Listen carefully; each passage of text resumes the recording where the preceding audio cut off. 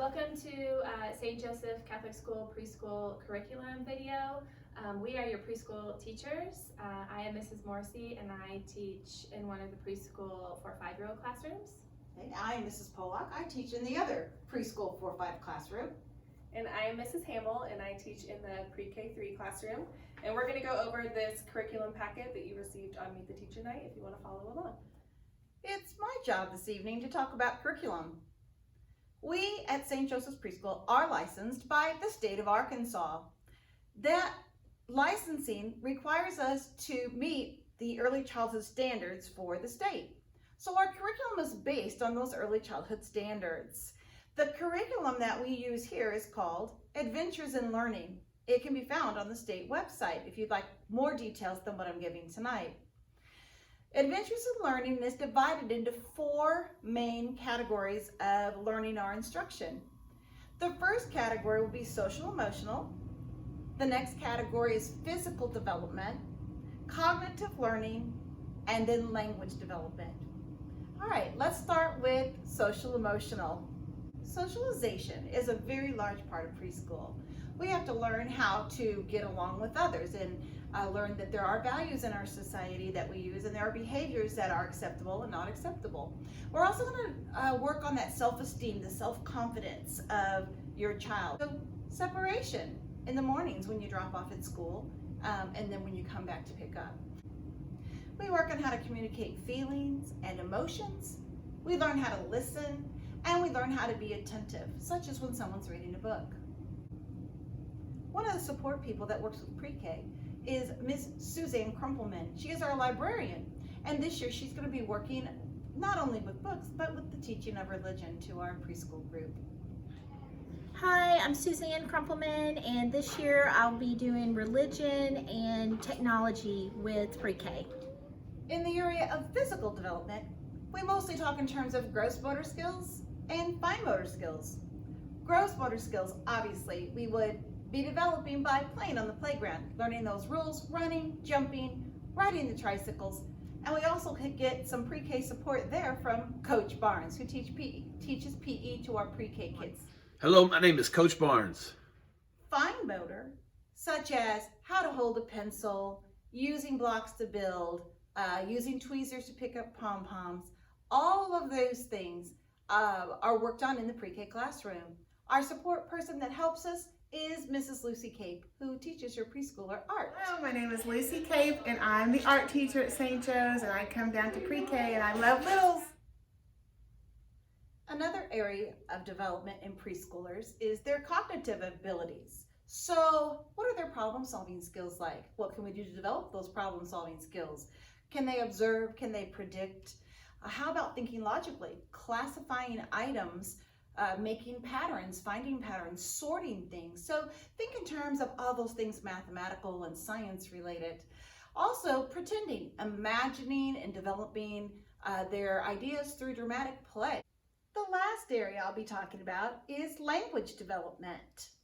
Is learning how to communicate with others, how to take turns and how to solve problems using language orally. That also includes the written side of things. You need to learn how to expand your communication through using written word. One of our support people for pre-K who teaches Spanish to our pre-Kers is Mrs. Jackie Dumond. Hola, I'm Mrs. Dumont and I teach Spanish for pre-K. Our curriculum is child-centered and comprehensive. Along with the curriculum, we work on self-help skills. We provide continuity by developing strong daily schedules and classroom routines. We develop our faith and our knowledge of the world around us through exploration and play. So again, we are licensed by the state of Arkansas. We follow their early childhood Better Beginnings program. And the curriculum that we follow is Adventures in Learning. And now over to Mrs. Morrissey and Mrs. Hamill, who are going to explain some of the things that are particular to our preschool.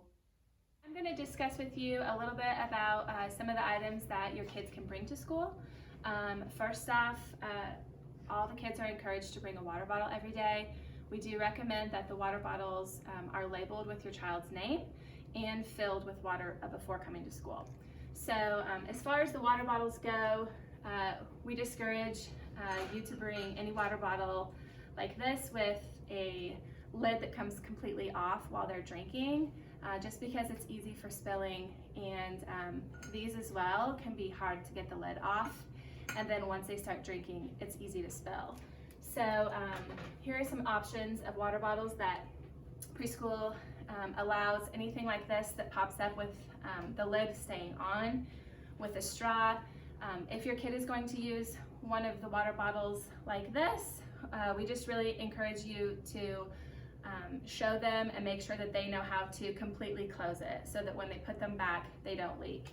And then the other water bottle that they can use, or that's really common in preschool, are these, and then they just pop up, but the lid stays on.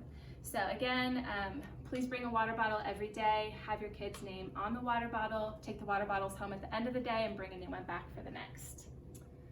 The next thing is nap time items. All the nap time items need to be able to fit in a cubby, and when they come to school and go home on Fridays, they need to fit in a backpack that is able to be zipped completely shut. So we allow a small stuffy or a lovey such as this, just something small that they can have close to them at nap, a small little blanket, something that's easy for them to pick up and put in their cubby themselves, and something that doesn't hang out of the cubby and also doesn't hang off of the cots. Just because kids are occasionally up and moving during nap time, and if they're hanging off the cots while the kids are sleeping, these can be kind of a slipping and tripping hazard. So small little blanket, and then a small travel size pillow.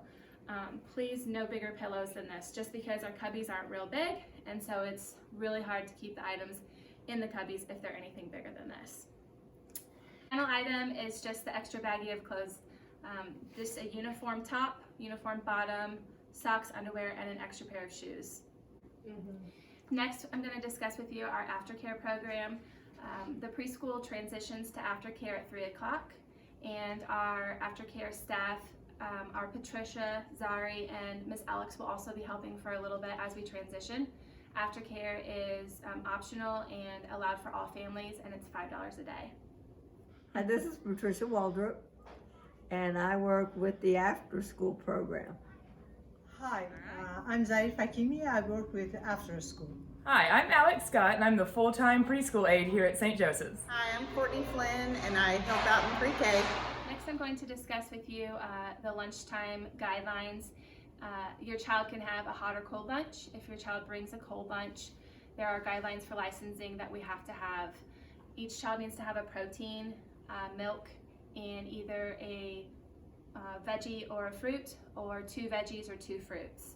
If the cold lunches don't include any of the cold items for milk and for veggies or fruits, you'll be charged 50 cents for each.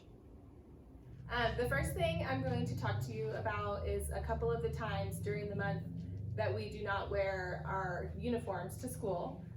The first thing is the second Wednesday of every month we have CEO Day. Our school will collect non-perishable items to donate to the Cooperative Emergency Outreach. Your child may dress out of uniform on these days, but make sure that they still have rubber closed-toed shoes and no sleeveless shirts. The second time that they can dress out of their uniform is on Panther Spirit Day, and that's the last Wednesday of every month, and they can wear this white t-shirt that was provided to you at the beginning of the year, or any other Panther Spirit t-shirt that you may have. If you don't have one, let your teacher know. The next thing I'm going to talk to you about is birthdays. If your child has a birthday and would like to celebrate it with their class, we ask that you give the teacher 1 week advance notice so that children with allergies can have an appropriate snack during the time that we celebrate the birthday, and that they come in small individualized packages from a store. Last thing I'm going to talk to you about is our behavior guidance policy. At St. Joseph's, we use positive reinforcement and redirection as often as possible to manage the behavior in the classroom. The behavior guidance will be individualized and consistent and on each child's appropriate level of understanding. After a verbal warning, if a child continues to misbehave, then we will be giving a timeout to that child. A timeout will be no longer than 1 minute for every year of the child's age. So if you have a 4-year-old, it would be 4 minutes of timeout. So to conclude, thank you for watching our curriculum video. If you have any questions or concerns throughout the year and need to get into contact with your child's teacher, you can contact through the Class Tag app or through their school email. Looking forward to a great year. Bye. Bye.